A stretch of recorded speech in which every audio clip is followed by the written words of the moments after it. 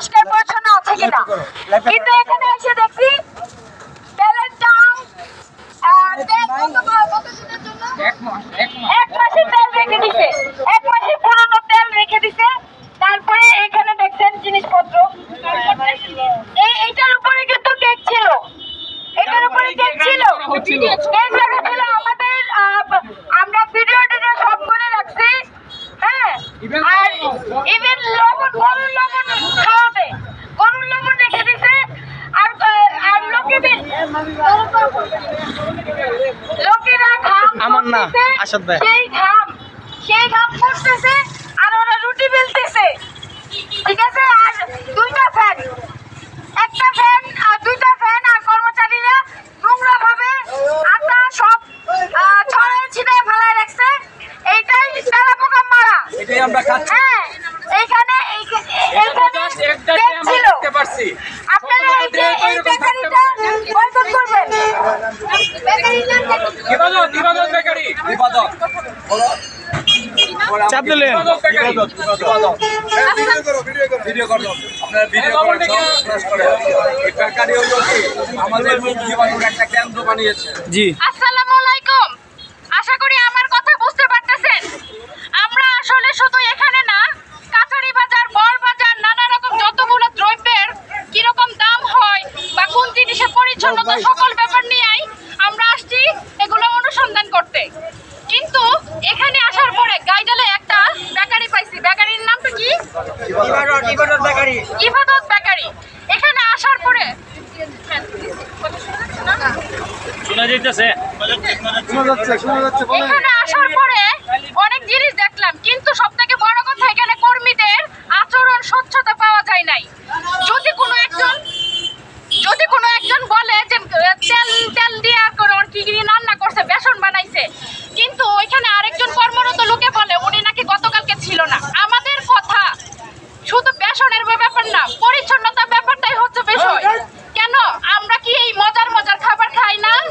আজকে এখন আসছি, কিন্তু এছাড়া গতকাল ধরে, এর আগের দিন ধরে এই যে কেক, এই যে রুটি, এই যে নানা রকম দোকানে সাপ্লাই দেয়, এগুলো কোথায় গায়? আমাদের কিশোরগঞ্জের ভাই বোনেরা খান না?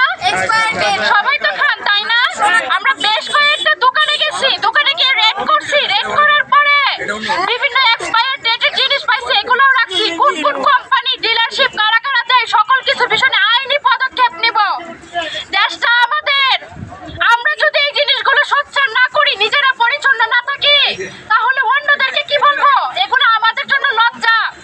আপনাদেরকে জানানোর একটাই উদ্দেশ্য, আপনারা সচেতন হন, কোনটা ভালো কোনটা মন্দ জেনে শুনে বিচক্ষণ করে কিনেন। খাবার দাবার সেই ব্যাপারগুলোতে মেনটেন করেন। গরুর লবণটা তারা এখন দেখেন, আমাদের পুরো ভিডিও রেকর্ডে আছে। এখানে ওরা স্বীকার করছে মিনিমাম 1 মাস আগের তেল পাওয়া গেছে, তেলাপোকা পাওয়া গেছে, গরুর লবণ পাওয়া গেছে, যেটা আমাদের খাওয়ানো হয়েছে। তো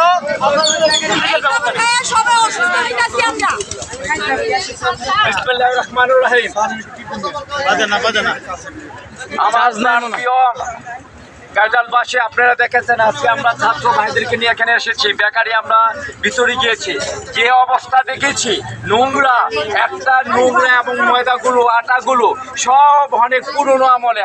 আর যে 1 মাসে পুরনো তেল, এখানে তেলাপোকা থাকে, ইঁদুর থাকে। মনে হয় আমরা কোথায় আসি, কোথায় আমরা বাস করি। আর যারা এখানে লেবার কর্মচারী আছেন তাদের শরীর থেকে ঘাম পড়ছে, সেই ঘাম হাতে সেখানে রুটি বানানো হচ্ছে, অত্যন্ত নিম্নমানের অস্বাস্থ্যকর খাবার, যেটা আমরা টাকা দিয়ে কিনি। ভাই, আমাদের স্বাস্থ্য কেন খারাপ হবে না?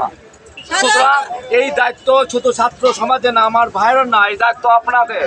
এই ইবাদত ফ্যাক্টরির নাম দিচ্ছি ইবাদত। কাজ করে কি করে? জনস্বার্থ পরিপন্থী কাজ করে, টাকা কামাচ্ছে, কিন্তু বাজে জিনিস, নোংরা জিনিস, জীবাণুযুক্ত জিনিস আমাদেরকে খাওয়াচ্ছে। ভাই, আপনারা নিজেরা জয় করে দেখেন, তেল এক মাসে পুরনো তেল, ভাই আপনারা যারা ভিডিও লবণ ছিল, গরুর লবণ, গ্রুপের মধ্যে অস্বাস্থ্যকর পরিবেশ, তেলাপোকা, যেগুলো অনেক থাকে না। আমরা আজকে বলবো আপনারা এই দোকান থেকে খাবেন না, পয়সা দিয়ে কোনো খাবার জিনিস খাবেন না। সুতরাং আর তেলকে আমরা বলছি তেলগুলি ফেলে দিবে, এই তেলগুলি আজকে এখনই ফেলে দিবে তেল। এবং এটা আমরা বলবো এখান থেকে আমরা কেউ রুটি বসে কিছু খাবেন না, তাহলে এটা ডায়রিয়া হবে। নেভিন ভাই বলতেছে। পৌরসভা লাইসেন্স নেই। এবং নেভিন ভাই। সাপ্লাই দেয়, সেই দোকানেও আমরা যাব। কেন এইগুলি সাপ্লাই দেয় নিম্ন মানে, যেখানে নিচে বসে বসে মাটিতে দৌড়ে